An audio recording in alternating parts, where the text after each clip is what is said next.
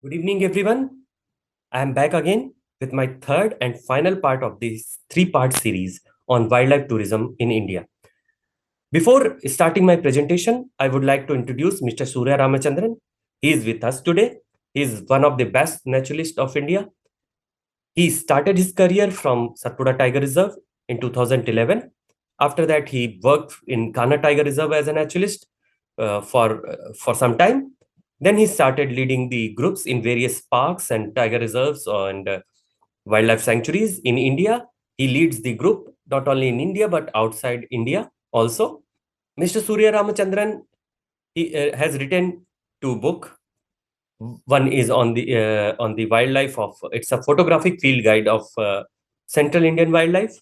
Another one is the photographic field guide of Western Ghats wildlife. Nowadays, Mr. Surya Ramachandran is associated with Run Riders. He's one of the partner as well as the head naturalist, one of the naturalist in Run Riders, and he works on the wildlife of desert landscape.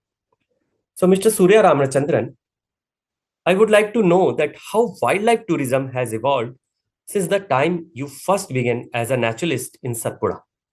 Thank you, Shobha. Thank you, Vibhav. Thank you for having me and thank you for the kind introduction. With regards to wildlife tourism, I joined in 2011. I was working first as a producer in a Tamil TV channel which was trying to do infotainment shows. But then when that didn't work out, I joined as an intern in Satpura, the first park, and then I continued for 4 years over there. And what was interesting about Satpura was it was very different, very unique from all the other parks.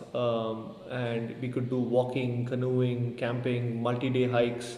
So it was more about the wilderness than it was about the species that central India is known for. It was very different from Bandhavgarh, Kana, Pench, the other major parks in the landscape. So what was interesting was the kind of guests also was very different. The people who came to Satpura, and initially, of course, it was a lot of foreigners who were keen birders who wanted to appreciate the wilderness as a whole. But over the years, especially towards my last 2 years in Satpura, we could see that a lot of Indians were also keen on appreciating and understanding what Satpura is all about. So our occupancy with Indians and who wanted to take up the activities that we were offering increased almost 40%, and that was quite a big number compared to the years before. And overall, I think I moved to Kana after that, and over the years, I've seen that wildlife tourism, especially with the boom in Indian travelers increasing year by year, I think that has affected wildlife tourism also in a big way. The communities living around the parks are now seeing more Indians coming to the parks. The livelihoods overall has increased. The seasons have become longer. It has overall been great. Wildlife tourism, the increase, the new destinations that are coming up, the new experiments that we are seeing over the years. But the one thing that always kind of bothers me is how much it is oriented only towards photography. At least a major chunk is oriented towards photography, especially species photography. And a lot of the destinations are now, because of the demand obviously, are also leaning towards that. A lot of the new experiences are leaning towards that, and then overall like a approach to understanding the wilderness. So I'm not saying that is also not happening. I'm just saying this is happening a lot more, and a lot of it is of course driven by social media. It is kind of psychologically an instant gratification platform. So I guess overall positive. Overall, in more number of good domestic presence obviously builds a greater connect from the with the civilians to the parks, and obviously can see the effects of that in civilians and citizen scientists participating more and more in the conservation conversations also. So definitely everything happens for the good, and I guess this is a transition period where everyone's excited about the new cameras, everyone's excited about going and photographing rare birds and rare mammals. So a lot of that is happening, but I would just like to see the transition towards more experiences, sustainable travel, and all of that, along with this great boom in Indian travelers happening. And to be honest, COVID was a big determining factor, and it actually showed how much the tourism, wildlife tourism industry was kept afloat by the domestic travelers. So, yes, definitely overall, I would say positive. Just a few things, probably because of the way a lot of us naturalists think about things. We'd like the greater audience also to think about that. But I'm sure it will happen. It's only a matter of time. But yes, overall, a huge growth from 2011 to 2022 in all the destinations, in all the places I've been to. Thank you, Mr. Surya.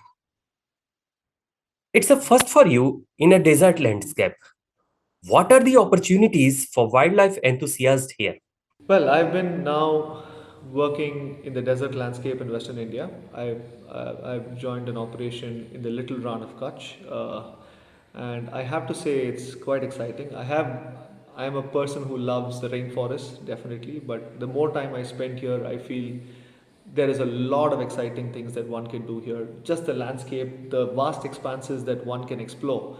So we're not really limited by timings or areas or zones. It's like you can just go out and be yourself and explore whatever you wish to explore. And with the deserts, the wildlife borders and boundaries are very porous. So even outside the park, there's a lot of wilderness that one can explore and understand. Birding, of course, in the winters is fantastic.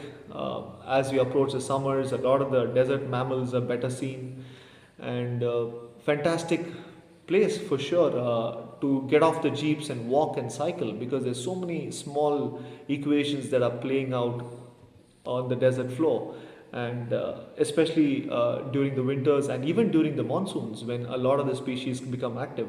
So a lot of that I see has a lot of potential, especially towards educating people about the desert, towards photography, towards understanding the greater landscape, as we'd like to call it. And I'm doing that myself at the moment.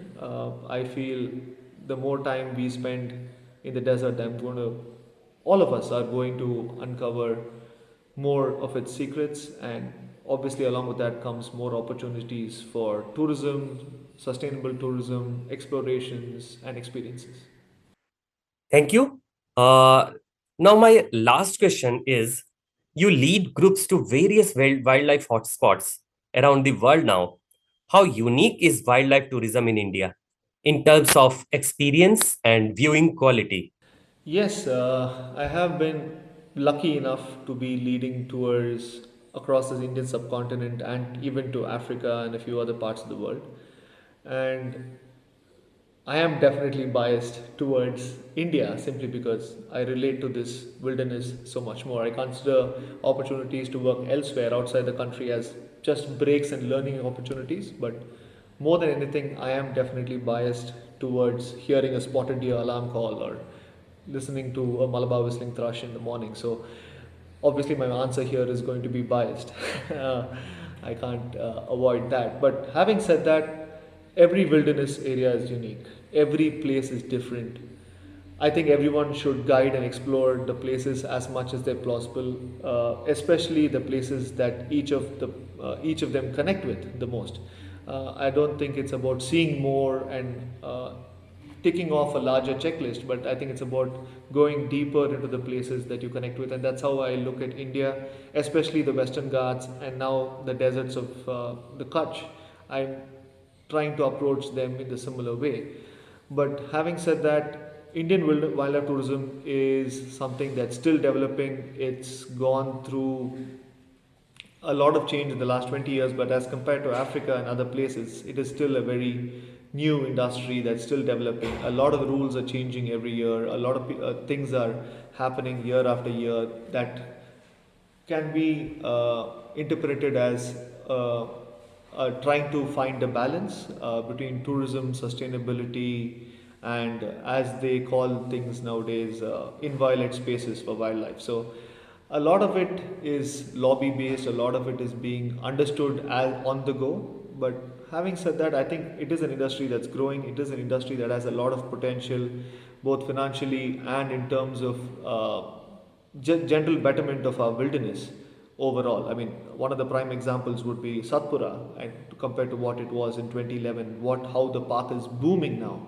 all over, including the buffer zones in 2022. So, yes, overall, a really exciting time to be in India, to be working in India, to be honest, in this space of wilderness tourism. Thank you, Mr. Surya. Thank you for sharing wonderful information with our audience. We wish you all the best. Thank you. So now I would like to start my presentation.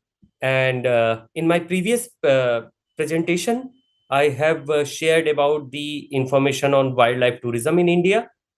And I have shared the information on the presence of rare in different wildlife parks. Now, this is the presentation about the wildlife tourism as a tool for conservation. You know, wildlife tourism, if it is done in a regulated way, is a great tool for conservation of wildlife. And it provides direct and indirect benefits to the local communities, especially those communities who have been shifted out from the protected areas when protected area was created. These villages are shifted out to create the undisturbed habitat for the wildlife.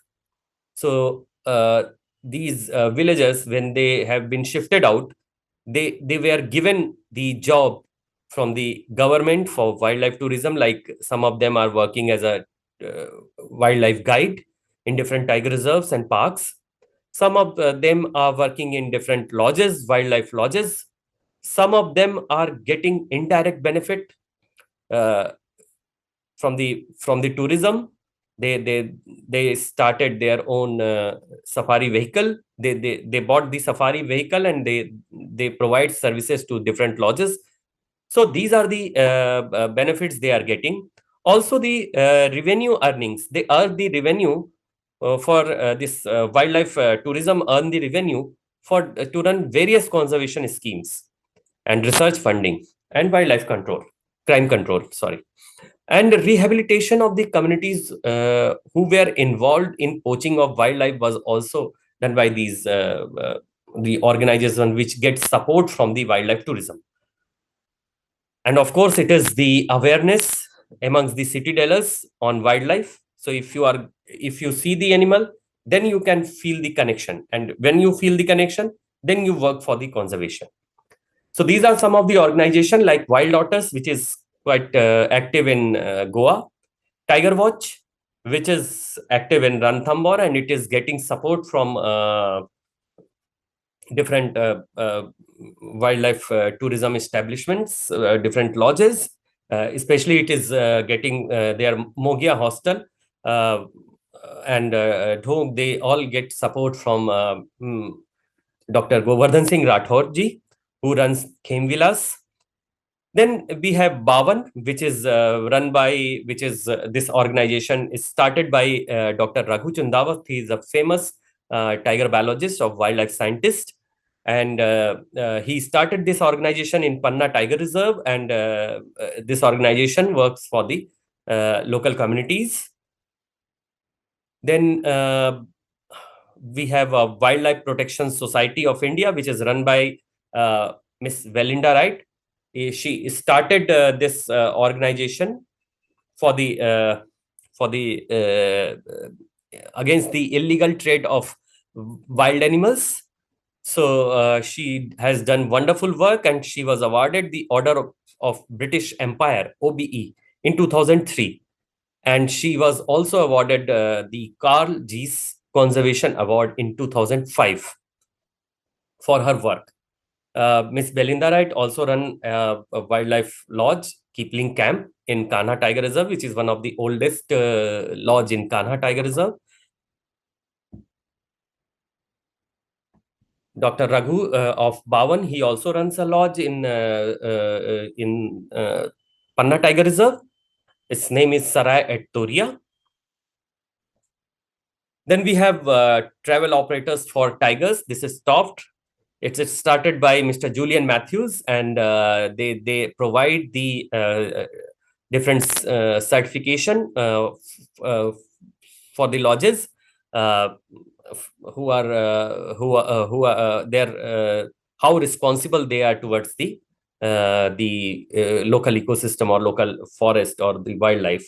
So their responsible practices, actually this they give certificate on those practices.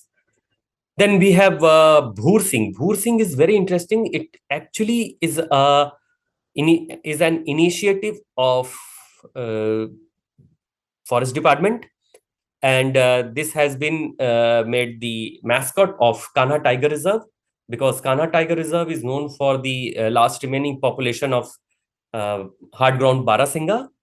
So the forest department has chosen this animal as the mascot of Kanha Tiger Reserve, and they are doing very good work. They have started schools, they are working for the communities, and they are getting support from different wildlife lodges for their conservation work. Then we have Dhok, which is again in Ranthambore, and they are involved in the rehabilitation of the Mogya communities, especially the women. They are working on art and craft of that area. The Corbett Foundation, it is started in different places, and they are working on the conservation research and uh, community health and community uh, benefits, all other schemes. Then we have a Tiger Trust. Tiger Trust is started by Mr. Sankla, and it is actually the Sankla, Mr. Then we have Tiger Trust, which is run by Mr. Amit Sankla, who is the grandson of Mr. Kailash Sankla, who was the first director of Project Tiger, and he was very famous conservationist. And actually, he has written the draft of Project Tiger because of his effort and his studies. The Project Tiger was conceptualized, and it came into force in 1973 on 1st April. Then we have a Wildlife SOS. Wildlife SOS basically work for the rescue of animals, especially bears and elephants. And they have two center near Agra. One is for the elephant, one is for the bears. They have other centers in other parts of India also. And they, I can say, they are the first when they get call to arrive on the place to rescue any animal in any city. So Wildlife SOS has done remarkable job, and they rescued all the bears, dancing bears from all over India, and basically from all over the Indian subcontinent. So basically, there are no dancing bears are left in most part of Indian subcontinent. Then we have uh, now let's talk about the wildlife heroes. So wildlife heroes who actually, because of their effort, something major happened in India. So this first photograph is from this man. He's known for his tiger introduction in Dudhwa. He worked for the conservation of that part of the forest. His name is Mr. Billy Arjan Singh, and he because of his effort, Dudhwa is a tiger reserve. Then this man, Mr. Kailash Sankla, as I said before, that he's first director of Project Tiger, and because of his work, the Project Tiger was conceptualized and started in India. Then definitely our conservation oriented Prime Minister, Miss Indira Gandhi, because of her effort, the Wildlife Protection Act came into the force, and Project Tiger was started in India. Next photo is Mr. Fateh Singh Rathore. He was the first director of Ranthambore Tiger Reserve, and he single-handedly responsible for the that area declared as a national park and tiger reserve. So he's the man behind the Ranthambore Tiger Reserve. Then Mr. Ulas Karant, Dr. Ulas Karant. Dr. Ulas Karant is a tiger scientist. He started camera trapping in India, and because of this work, we have a new tool for monitoring the animals. Then Dr. George Scheller. Dr. George Scheller is well-known biologist, wildlife biologist, and I can say that the pioneer study on wildlife science was done by him in India. Before that, there was no proper wildlife science study has been done, but he has done the study of uh, wild animals in Kanha Tiger Reserve, and he has documented that in one of the book called Deer and the Tiger. Then Dr. Karan Singh. Dr. Karan Singh is a political figure, but he was a conservation-minded person, and he was responsible for many conservation projects in India. Then Dr. Salim Ali, he's known as the Birdman of India, and because of his work, most of our the number of his bird studies has been happened, and there are he's he has written very good book on the birds of Indian subcontinent. Then Mr. Jim Corbett, he's a hunter conservationist. First, he killed so many man-eater tigers in Kumaon region of India, Uttarakhand. But later, he started for the conservation. And because of his effort, that area is conserved. And now the first national park and first tiger reserve of India is named after him, this Corbett National Park.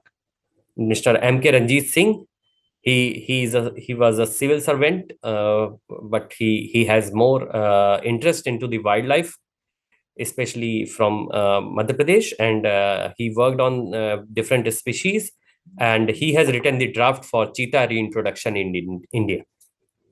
So these are our wildlife heroes.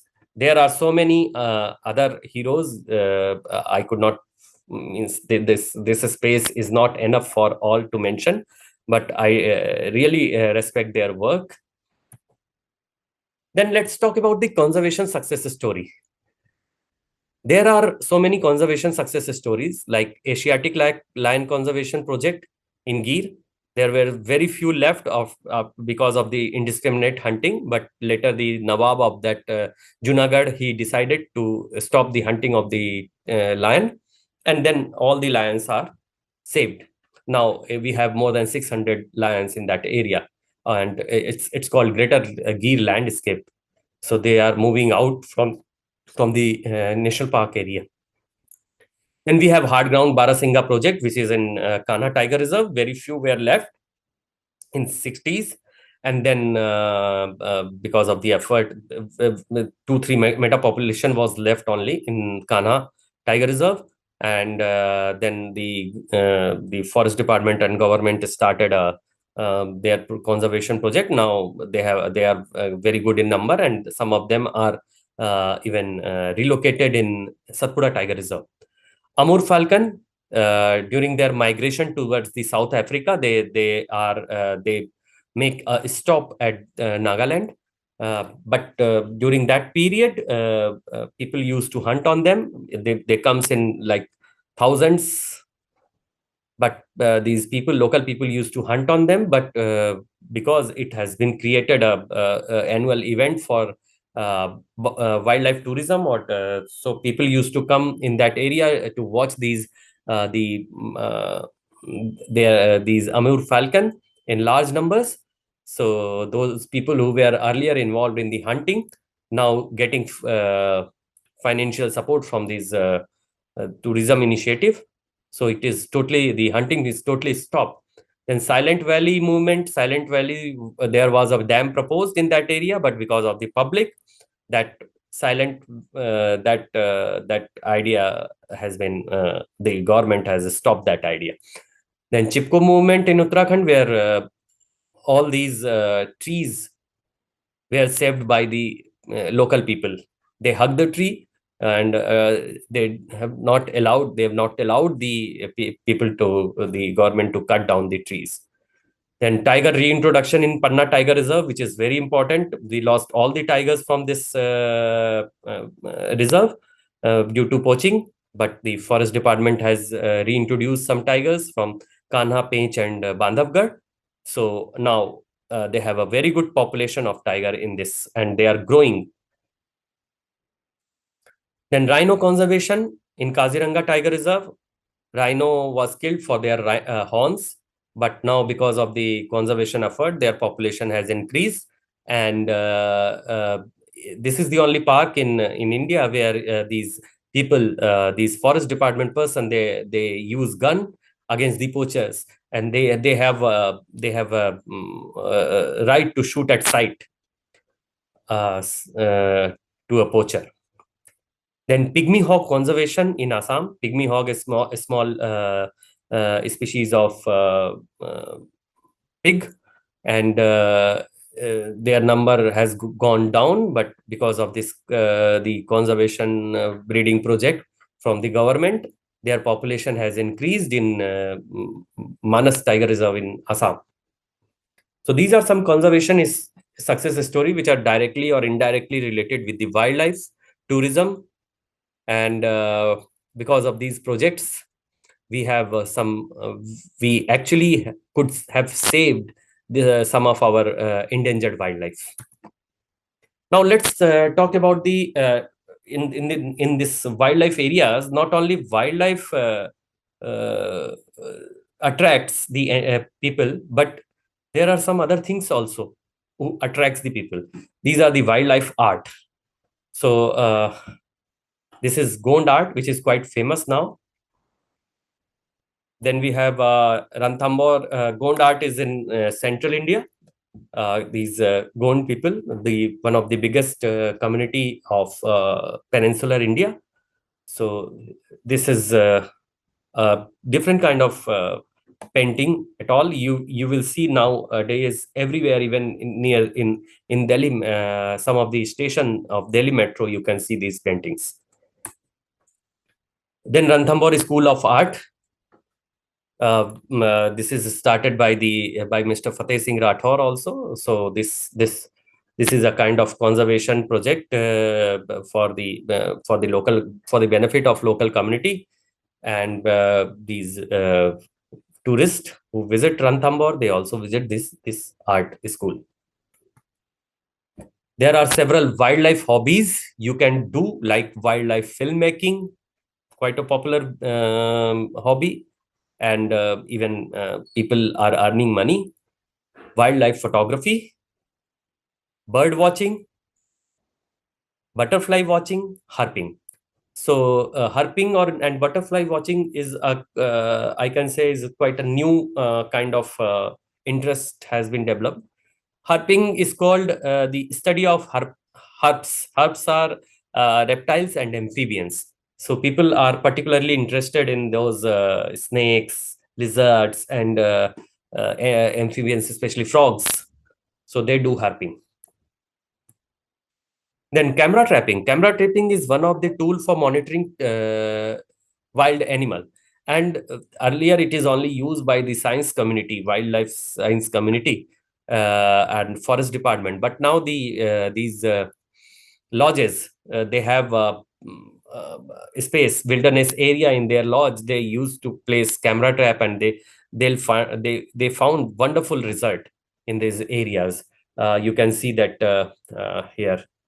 The tiger is caught in camera trap, leopard, and some of the very endangered species of animals which you cannot see easily from in daylight. You can see from camera trap, like this clouded leopard, and this one is moon bear. Then we have mud skippers, wonders of nature. Let's means if you see these interesting animals, means not only big mammals, they are interesting, but there are some smaller things which actually can attract you. These muddy skippers are like fishes, but they actually you'll find them on ground near the mangrove habitat. And most of the time you'll see them, they are small, but most of the time you'll see them fighting with each other. They are very territorial, and when you go close, they go into the mud and then come back. This is sundew. Sundew is a insectivorous plant, and it grows in the area where nitrogen is lacking in the soil. So they fulfill their requirement from the insects. They catch the insects. They are very attractive. So insects come and they catch the insects and close it down, close it, and then uh, they actually extract their juices. Then this looks like a leaf, but this is not a leaf. This is a butterfly. So when you go to that area, only the expert eyes, only your guide can spot these butterflies easily. Otherwise, spotting them is really tough. You'll see this butterfly like other leaves.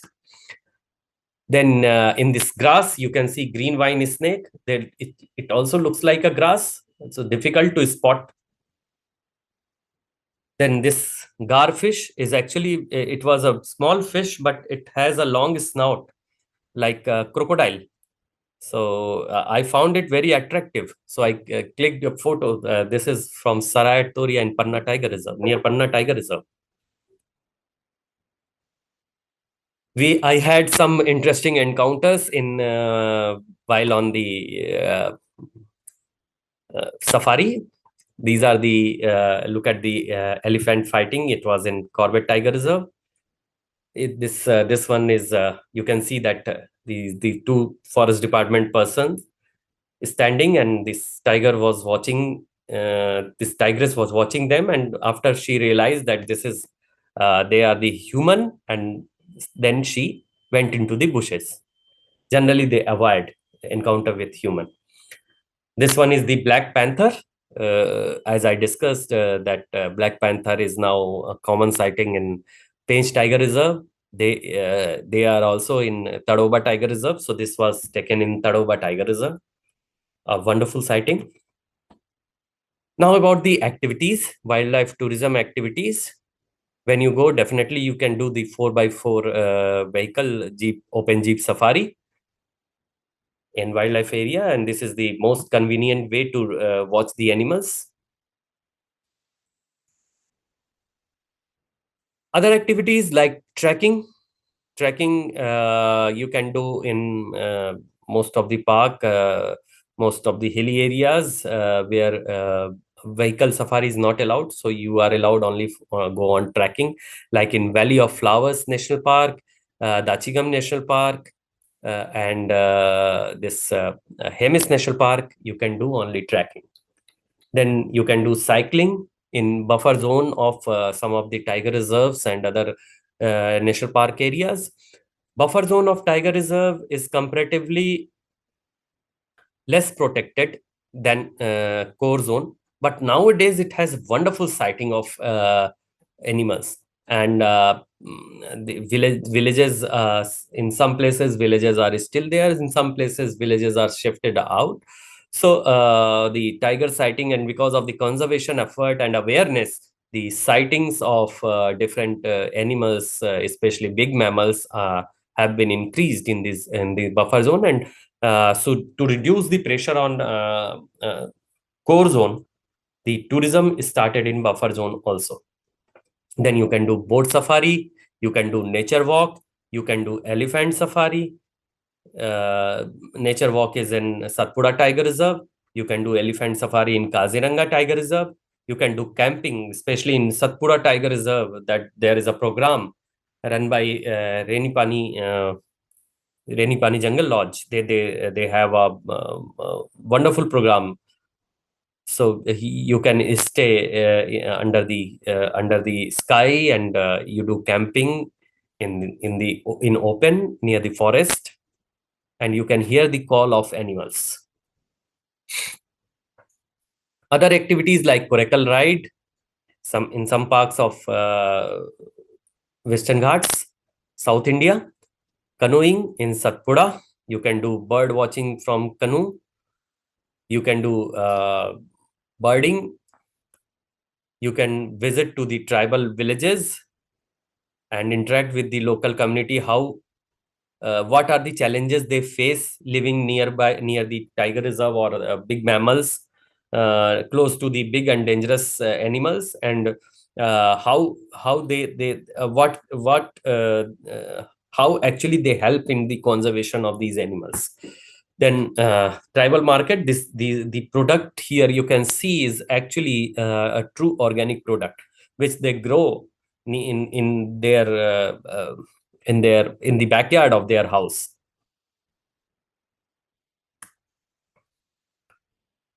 Then you can do volunteer activities, like you can go to the wildlife SOS, where you can work for the bears, you can work for the elephants, you can do camera trap in some of the lodges, you can do help them in cleaning of the area, and you can learn the wildlife techniques in some of the parks. And these forest department will show you how to identify the different pug marks, especially in the buffer zone of the national parks. Other volunteer activities, like you visit a school and paint their walls to attract kids and to educate kids about the conservation of wildlife, to interact with the local community and help them, support them. So these volunteer activities are actually help people to not only means tourists feel that they have done something for the conservation, and these local communities they actually understand the importance of wild animals. Now, at the end, I would like to share some books on wildlife. To start with, you can, these books are must buy, like Jungle Trees of Central India. Definitely, if you love trees, you definitely would like to buy this book. Then Photographic Field Guide of Wildlife of South India. Then Indian Mammals. It's a field guide on all the mammals of India, written by Vivek Menon. Photographic Field Guide of South India and Photographic Field Guide of Central India is written by Mr. Surya Ramachandran and Mr. David Raju. Both are naturalists. Both are very good naturalists. Then Birds of the Indian subcontinent. This is one of the best book on Indian birds. Then this is the experience of Dr. Raghu Chundawat on the tiger conservation in Panna Tiger Reserve, his research on tigers in Panna Tiger Reserve. Trees of Delhi is again written by same author, Mr. Pradeep Kishan, who has written Jungle Trees of Central India. Then Snakes of India. It gives an insight, means someone who is interested in snakes, they can buy this book. Jim Corbett, though it is a hunting story of the hunting of tigers, but actually he has explained the forest in very well manner. So you can visualize these forests when you read this book. And most of the conservationists of modern days are actually inspired by by reading his book. Then the Highlands of Central India, it's a kind of I can say it's a kind of Bible for those who are interested in the Central Indian forest. Then Deer and the Tiger, as I mentioned before, it is written by Mr. George Scheller, and this is first wildlife study of wildlife in India, scientific study of wildlife. So it's definitely a must read for who are interested in the wildlife. Field Days was written by AJT Johnson, Dr. AJT Johnson. He used to be he's a retired faculty from Wildlife Institute of India, and he has traveled most of the forest of uh, central India and Tarai Arc landscape.